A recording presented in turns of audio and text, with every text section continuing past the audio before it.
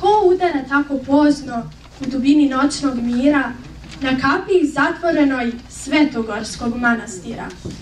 Već je prošlo davno veče i nema se ponoć hvata. Sedi oci, kaluđeri, otvorite mi teška vrata. Svetlosti mi duša hoće, a odmora slabe noge. Klonulo je moje telo, umorne su moje noge. Ali krepka volja moja, što me noćas k vama vodi, da posvetim život rodu, otadžbini i slobodi. Prezreo sam carske dvore, carsku krunu i porfiru, i sad evo svetlost tražim u skromnome manastiru. Otvorite mi, časni oci, manastirska teška vrata i primite carskog sina ko najmlađeg svoga brata.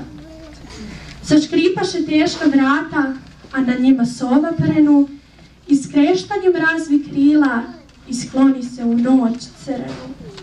A na pragu hrama svetog, da se Božje ime slavi, sa buktinjom upaljenom nastojnik se otac javi.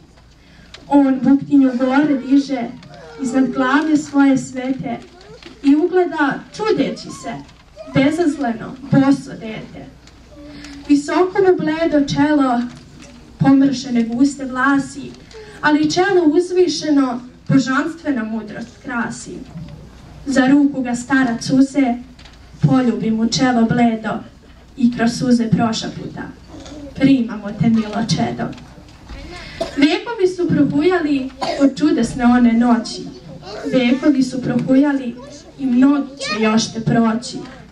Al to dete još te živi, jer njegova živi slava. Jer to dete beše Rastko, sin Nemanjin, Sveti Sava.